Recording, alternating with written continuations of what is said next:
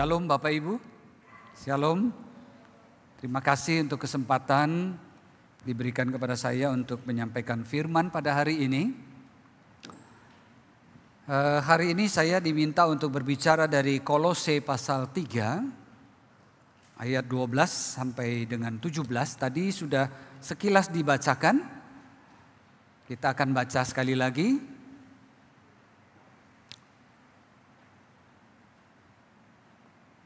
Karena itu sebagai orang-orang pilihan Allah yang dikuduskan dan dikasihinya, kenakanlah belas kasihan, kemurahan, kerendahan hati, kelemah lembutan dan kesabaran. Sabarlah kamu seorang terhadap yang lain dan ampunilah seorang akan yang lain apabila yang seorang mempunyai keluhan terhadap yang lain. Sama seperti Tuhan telah mengampuni kamu, kamu perbuat jugalah demikian.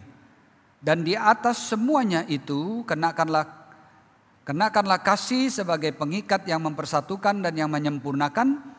Hendaklah damai sejahtera Kristus memerintah dalam hatimu, karena untuk itulah kamu telah dipanggil dalam satu tubuh dan bersyukurlah.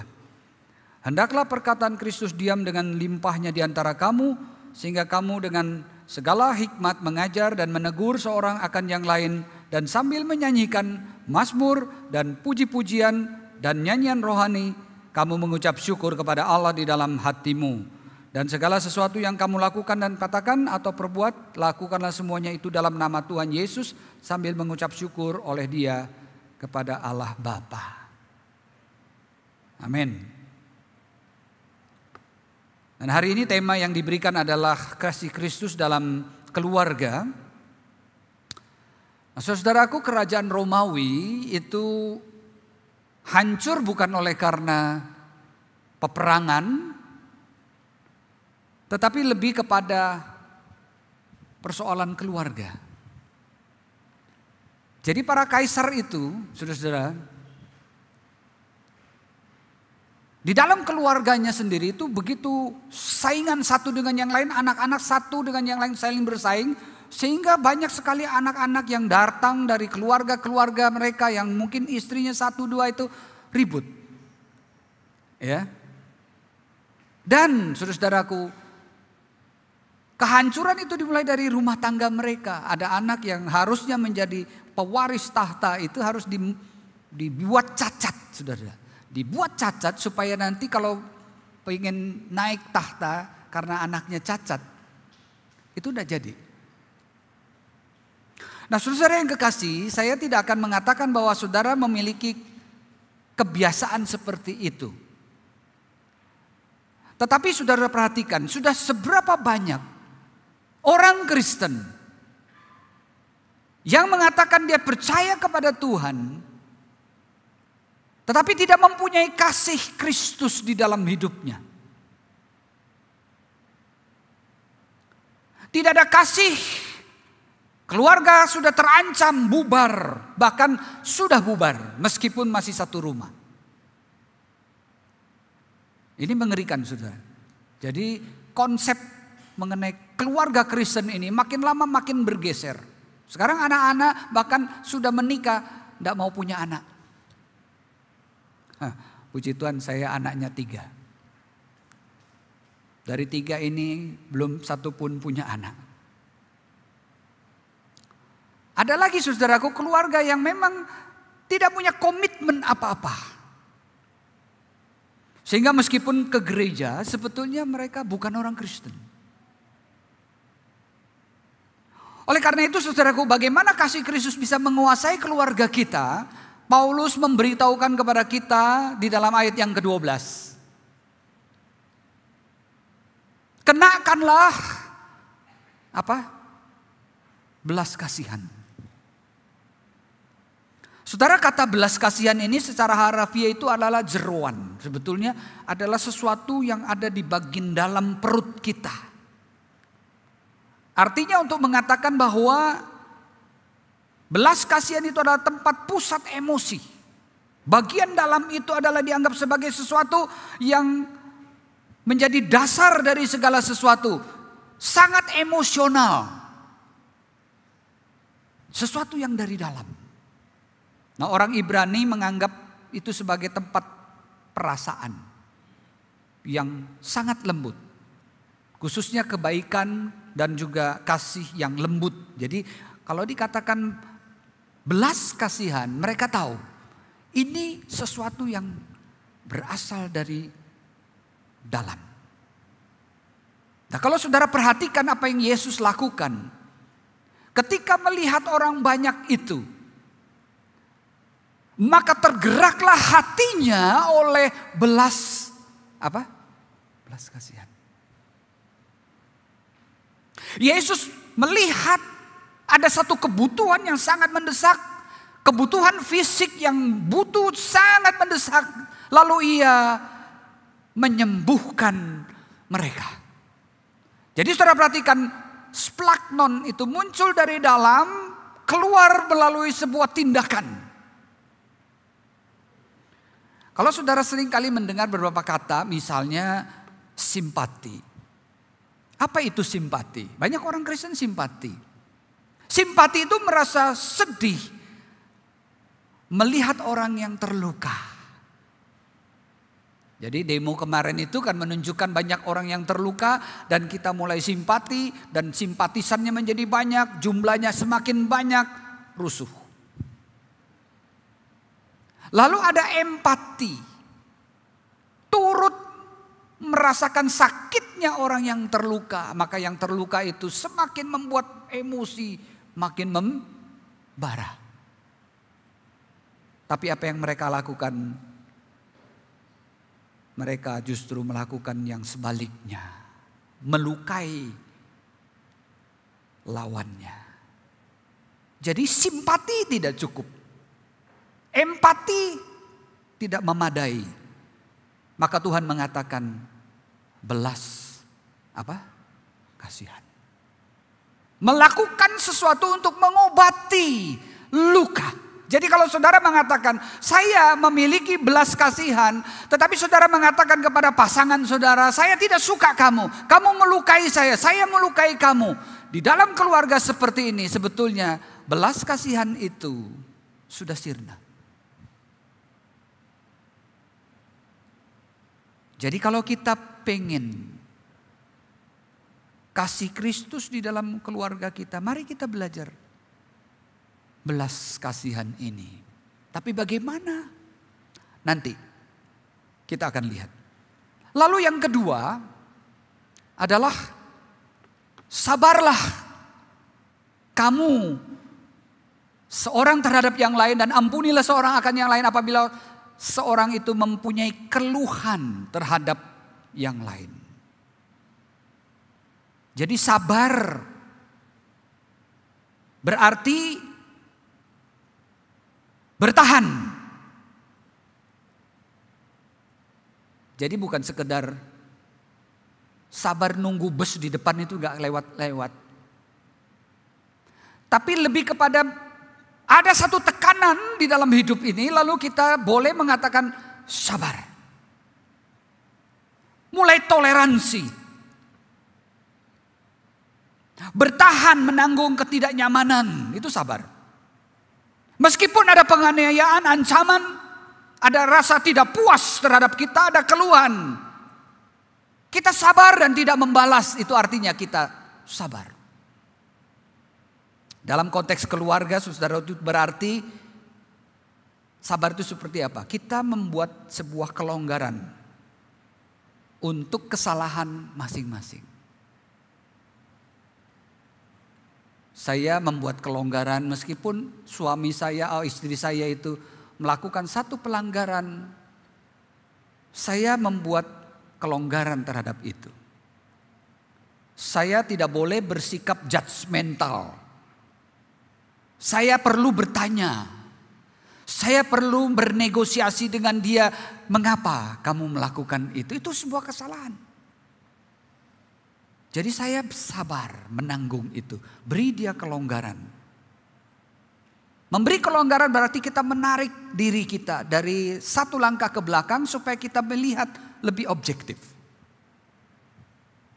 Jadi jarang sekali kita bicara tentang kesabaran dalam konteks seperti ini. Kita hanya mengatakan, lu sabarlah. Lu ngapain sih? Sabar. Maksud lu sabar apa ya? Pepatah Cina mengatakan begini, kesabaran membawa kedamaian, mundur selangkah membawa masa depan yang lebih cerah. Jadi ketika saudara bertempur dan berada di dalam jarak yang sangat dekat itu, saudara-saudaraku, sangat sulit untuk melihat dengan jelas. Tetapi ketika saudara melangkah mundur selangkah, saudara akan melihat segala sesuatunya lebih utuh, lebih jelas, segala sesuatu menjadi lebih mudah. Jadi idenya seperti itu. Jadi ketika kita bilang sabar, kita toleransi, itu berarti kita belajar untuk tidak mengekspos emosi kita. Kita mulai belajar menarik diri dan melihat situasinya. Supaya kita tahu ini persoalan datang dari mana.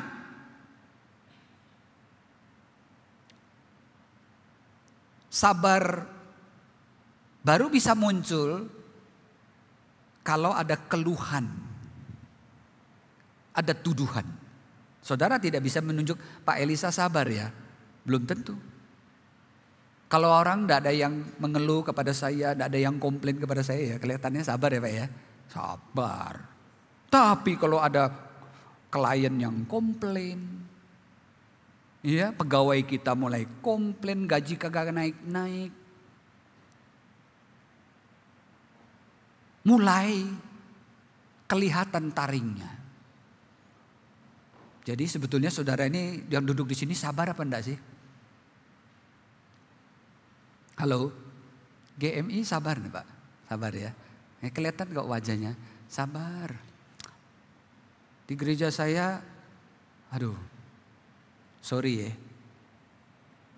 kalau enggak sabar, amsyong.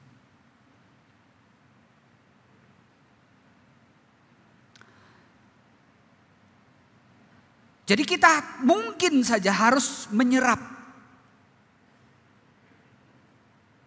kerusakan, menanggung, mengampuni, sehingga keharmonisan dalam keluarga dan gereja itu bisa terjalin, terjaga. Kita kadang-kadang perlu menyerap itu. Sabar.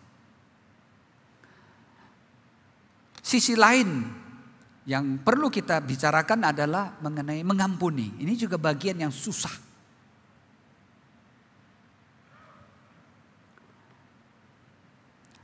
Kadang-kadang kita menganggap mengampuni itu melupakan. Sebetulnya melupakan belum tentu mengampuni, dan orang yang mengampuni belum tentu bisa melupakan.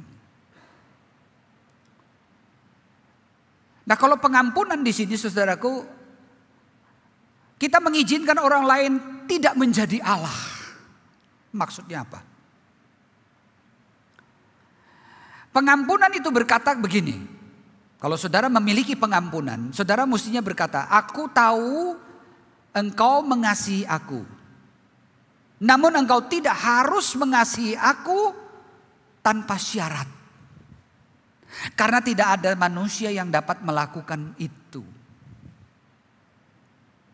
Aku tahu engkau mengasihi aku. Jadi kalau saudara mengatakan kepada suami, aku tahu engkau mengasihi aku, namun engkau tidak harus mengasihiku tanpa syarat. Kadang-kadang memang ada orang suka mengatakan kasih itu tanpa syarat. Tapi pada kenyataannya orang itu kalau mengasihi selalu ada syaratnya. Betul? Kamu baik sama aku baik sama kamu. Coba kalau kamu jahat sama aku apa? Apa? Jahat juga kepadamu. Itu kan syarat. Jadi hanya Yesus yang bisa. Ketika kita masih berdosa, Tuhan telah mati untuk kita. Dia tidak pernah mengatakan ketika kamu sudah baik, aku mencintaimu. Jadi kalau ada suami yang masih belum baik, saudara bisa mengatakan, aku tetap mengasihimu. Itu luar biasa. Dan kita perlu belajar itu. Terus menerus. Di dalam hidup kita supaya kita bisa mengampuni meskipun dia tidak pantas untuk diampuni. Oleh karena itu saudaraku yang kekasih, kadang-kadang wanita dan pria itu susah sekali. Dan Anda menikah dengan seorang wanita itu sebetulnya susah. Dan karena itu saya menganggap Anda itu pahlawan. Berani menikah itu pahlawan loh. Amin. Kayaknya gak berani ngomong nih. Amin. Ya berani. Tahu enggak? Ketika istri itu selalu mengatakan, Pi, engkau tuh sayang enggak sih sama aku? Coba kalau laki-laki ditanyain itu saban hari ya. Pi, lu sayang enggak sama aku? Lu tahu enggak, dari dulu gue sudah pernah bilang 1 kali untuk selama-lamanya, I love you. Tapi dia enggak mau, dia mesti setiap hari. Percekcokan di antara suami istri satu. Istri tidak merasa disayang. 2, suami merasa tidak dihormati. Itu penyakitnya. Jadi kalau konflik itu selalu kita ngomong. Kalau konflik biasanya cewek gimana? Konflik itu Pak ya, cewek itu selalu nangis. Dan boleh enggak saya tanya? Kalau saudara menangis dan kemudian suamimu marah. Pantas enggak dia marah? Lalu tanya, kalau saya menangis, oh itu wajar Pak. Wanita itu perasaan. Oh ya? Ya. Nah kalau dalam pertengkaran itu tiba-tiba suamimu jadi marah. Bagaimana? Itu tidak wajar Pak. Enggak boleh dia begitu, dia enggak bisa menguasai diri. Jadi untung di lu enggak untung di gue ya.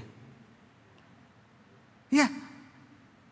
Jadi saudara sekalian kita perlu belajar untuk memahami antara laki-laki dan perempuan. Jadi kalau wanita itu mengatakan cintailah aku.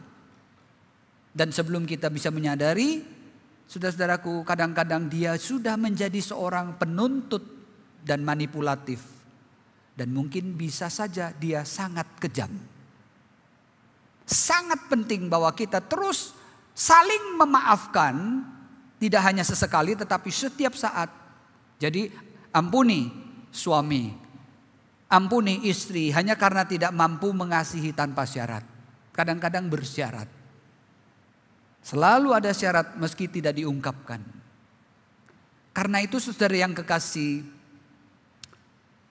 mengampuni orang lain itu adalah suatu disiplin yang sangat sulit. Dan kita sendiri meminta ampun, minta maaf dari orang lain atau istri atau suami karena kita hanya dapat memberi sedikit kasih. Itu juga adalah disiplin yang sulit. So bagaimana jadinya? Nanti kita akan lihat di bagian terakhir. Tetapi untuk sementara ini saudaraku, jika kita berani memberi ampun dan meminta ampun, itu adalah bukti bahwa Yesus ada di dalam hidup saudara. Oke? Efesus 4 ayat 32, tetapi hendaklah kamu ramah seorang terhadap yang lain. Penuh kasih mesra dan saling mengampuni sebagaimana Allah di dalam Kristus telah mengampuni kamu. Saya tanya saudaraku yang kekasih, siapa yang lebih sering minta maaf di sini? Kalau saudara keluarga, ya, siapa yang lebih sering minta maaf? Suami atau istri? Dua-duanya tidak pernah minta maaf. Karena dua-dua merasa benar. Yang benar harus diberi. Yang tak benar mesti minta maaf. Tapi kadang-kadang saudara dalam hidup saya yang benar juga minta maaf. Ya sudah, maaf.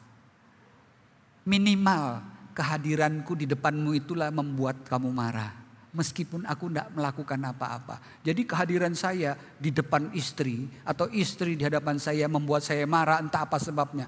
Itu penyebabnya ya juga saya. Jadi saya ada oleh karena saya menjadi marah karena engkau hadir di sini. Nah itu kan saya bilang tadi. Menikah itu sebuah keberanian.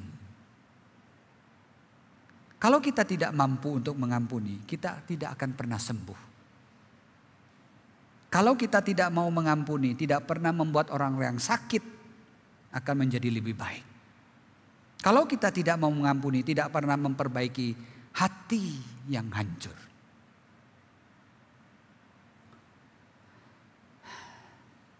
Jadi kalau kau mau sembuh,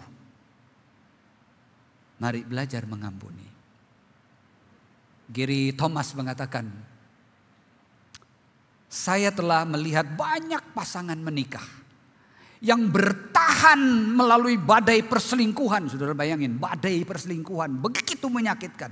Penyakit yang serius yang mematikan, kebangkrutan finansial, tragedi kehidupan. Saya melihat banyak bertahan. Tapi satu hal yang tidak pernah saya lihat adalah sebuah pernikahan yang bisa bertahan ketika tidak ada hati yang mengampuni. Buat kelonggaran. Pengampunan kelonggaran. Artinya saya tidak mau membuat itu menjadi sesuatu yang akan menjadi harus. Kadang-kadang dia bisa melakukan kesalahan sama seperti aku bisa melakukan kesalahan. Kenakanlah kasih sebagai pengikat yang mempersatukan dan menyempurnakan. Saudara, di dalam jemaat juga kadang-kadang kita menjumpai ada orang yang tidak mau mengampuni. Saudara tahu di jemaat itu kadang-kadang saya berjumpa dengan jemaat yang sungguh sangat keras sekali. Saya mengampuni ini, mengampuni dia, mengampuni dia, mengampuni dia, mengampuni dia. Tapi yang ini, no way.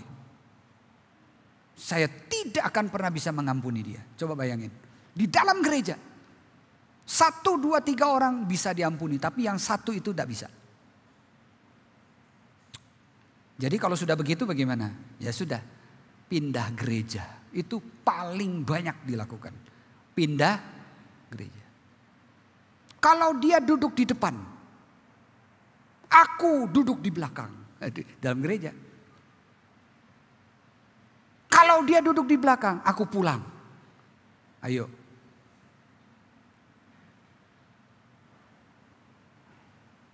Ada pepatah Tionghoa mengatakan, bahkan jika dia sudah berubah menjadi abu, aku masih mengingatnya.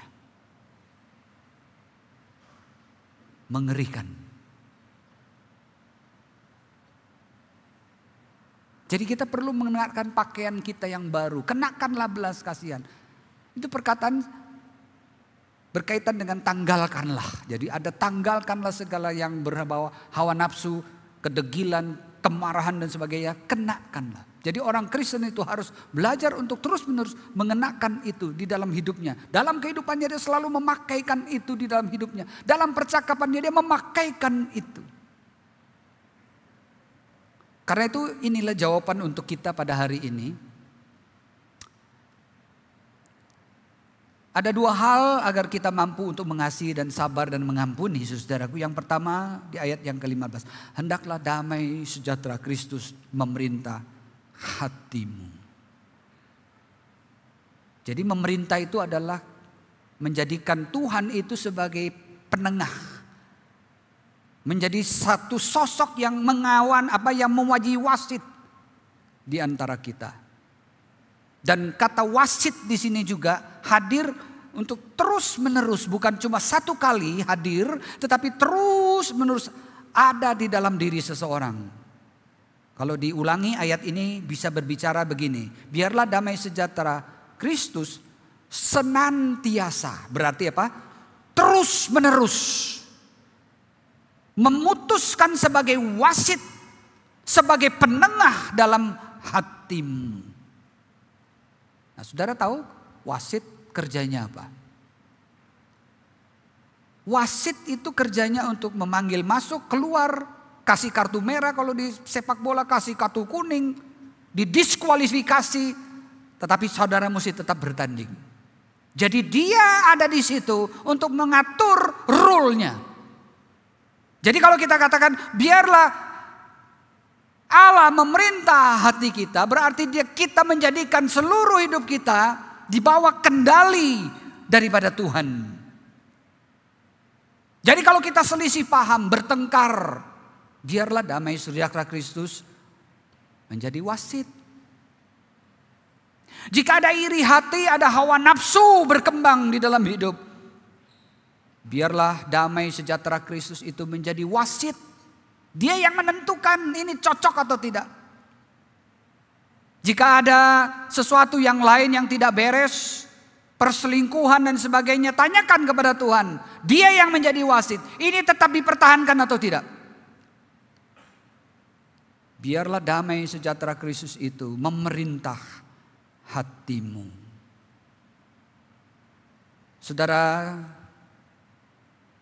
jikalau kita mulai belajar untuk mengampuni dan membiarkan Kristus itu menjadi pemerintah atas hidup kita, maka denyut damai Kristus itu mulai merangsak masuk dan mengubahkan kehidupan kita. Yang kedua, saudara, ayat yang ke-16, hendaklah perkataan Kristus itu tinggal dengan segala limpahnya di antara kamu. Saudara yang kekasih, penulis Ibrani mengatakan firman Allah itu hidup. Saudara, pada waktu saudara membaca Alkitab, saudara yakin tidak firman Allah itu hidup? Apa itu hidup? Dia berbicara. Dia mengoreksi. Dia beri hikmat kepada kita. Itu artinya dia hidup. Dan dia tajam. Dia tahu membedakan mana itu pertimbangan, mana itu nafsu, mana yang merupakan kehendak Tuhan. Dia tahu. Jadi kalau kita membaca firman, membiarkan firman itu diam di dalam kita, kita akan berubah. Saudara, kata diam secara harafiah itu artinya menghuni. Saudara tahu menghuni? Tinggal di dalam. Jadi secara metaforis dipahami sebagai sesuatu yang tinggal di dalam diri Anda dan mempengaruhi Anda. Itu artinya dia tinggal. Saudara, kalau saudara punya tamu di rumah, apalagi tamu terhormat, tinggal di rumah saudara, saudara berani enggak saudara ya? Saya mau tanya jujur ya. Berani enggak kalau kamar mandinya pas di luar dan saudara mau mandi? Berani enggak? Keluar kamar mandi pakai handuk. Gulung-gulung-gulung. Terus tamunya lagi duduk di ruang tamu, dia keluar perut buncit lagi. Enggak pakai baju. Saudara, saya tanya, berani tidak? Halo?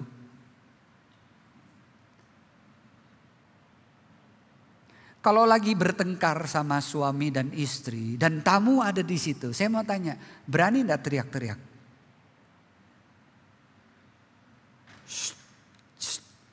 Ada tamu, jangan ngomong keras-keras. Begitu. Karena ada tamu.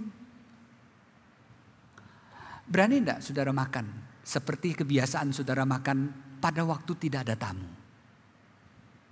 Makan ini. Biasanya kalau makan kan geragas dalam bahasa Jawa itu artinya itu makan seperti orang Afrika gitu. Sekarang ada tamu, berani makan begitu. Bahkan mungkin saudaraku pakai jas kali ya, makan pakai sendok garpu, di situ ada pisau, makannya kayak orang Eropa.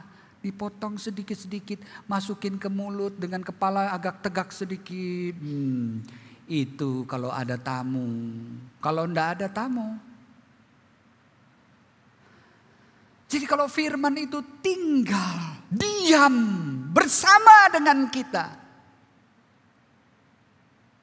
itu akan mengubah cara kita berpikir, cara kita berperilaku, cara kita memperlakukan orang lain. Biarlah firman itu tinggal dengan limpahnya. Saudara katakan limpahnya itu apa? Meluap, penuh. Jadi kalau orang Kristen tidak membaca firman, bagaimana firman itu bisa tinggal di dalam hatinya? Kalau dia tidak membiarkan Roh Kudus menguasai dan menjadi wasit di dalam hidupnya, bagaimana dia bisa mengerti apa yang menjadi kehendak Tuhan? Jadi keluarga yang ada kasih Kristus di dalamnya, dia akan membiarkan firman itu mengendalikan hidupnya, mengambil keputusan baginya. Jadi ketika firman Tuhan berdiam di dalam kita, itu akan mempengaruhi hidup kita. Mempengaruhi tujuan hidup kita di bumi ini untuk apa? Saudara-saudara yang kekasih, yang terakhir saudaraku, bersyukurlah.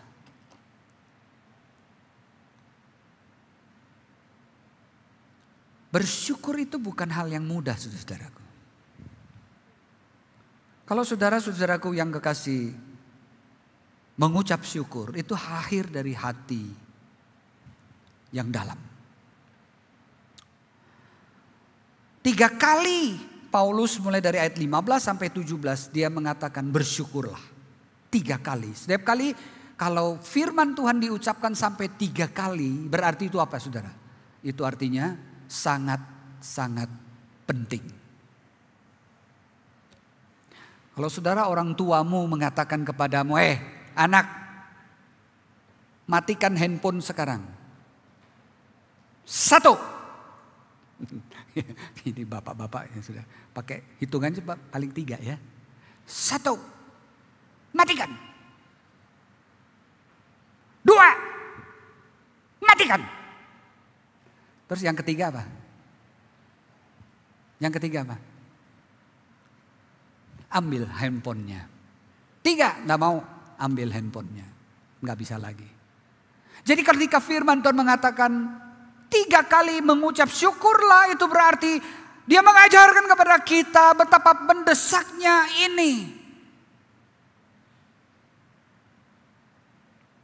Saudara ingat ya, saudara pikir begini. Jika kamu ingat hidupmu sebelumnya penuh ketamakan, seperti yang ditulis di dalam Kolose 3 ini. Ada penyembahan berhala, ada hawa nafsu, ada perkataan kotor. Itu bukanlah kehidupan yang penuh dengan syukur, bukan. Itu adalah keegoisan. Tetapi sekarang setelah kamu menjadi orang Kristen, jangan lagi egois. Bersyukurlah kepada Tuhan. Terimalah apa yang Tuhan berikan dalam hidupmu, bersyukurlah. Tanda orang yang belum diselamatkan itu adalah tidak pernah mengucap syukur kepada Tuhan. Catat Roma pasal yang ke-1 ayat 21. Orang yang tidak diselamatkan tidak akan pernah mengucap syukur kepada Allah. Saudara, Paulus menulis surat ini pada waktu dia di penjara, keadaannya sangat sulit.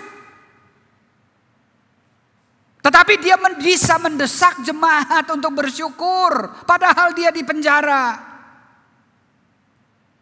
Semuanya ini dilakukan dalam nama Tuhan. Jadi apa artinya bersyukur? Ketika Anda dan saya bersyukur kepada Tuhan, Anda sedang mengarahkan hati, pikiran kepada Tuhan. Itu artinya kita bersyukur. Arahkan hati, pikiran kepada Tuhan. Itu sebabnya Kolose 3 ayat 1 sangat penting. Carilah hal-hal yang di atas, di mana Kristus ada duduk di sebelah kanan Allah.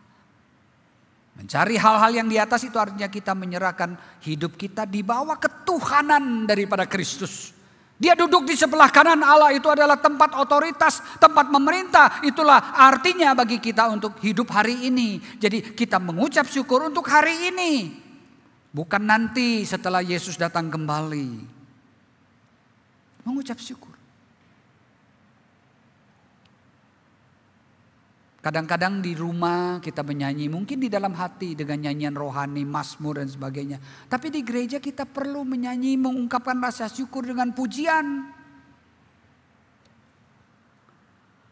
Tadi pagi saya sudah ngomong kepada jemaat, saya tanya, Bu, Ibu tahu enggak Rojali. Rojali tahu?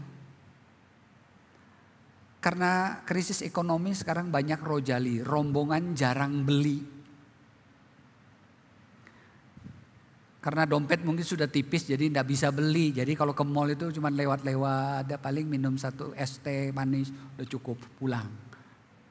Tapi saya beritahu, di gereja bukan rojali, di gereja ada namanya rojani. Itu rombongan jarang nyanyi. Di sini ada Pak ya, rombongan jarang nyanyi. Kalau nyanyi itu begini nih, kayak hakim. Dia tidak mau nyanyi. Di gereja saya banyak, di sini nggak ada. Kita udah semangat dia. Rojani. Kenapa? Karena dompet hatinya itu kering. Dan karena itu mampet. Dan karena mampet, dia tidak bisa bersyukur dalam pujian.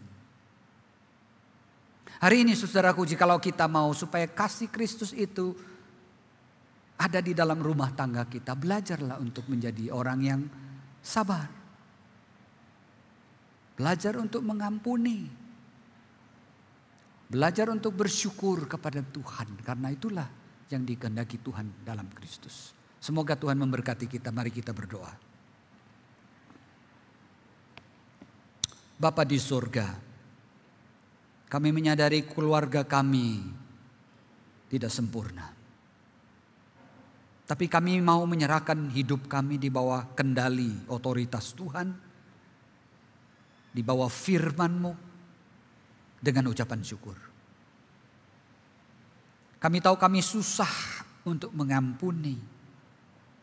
Kami tidak mampu untuk membiarkan orang lepas dari cengkraman kami.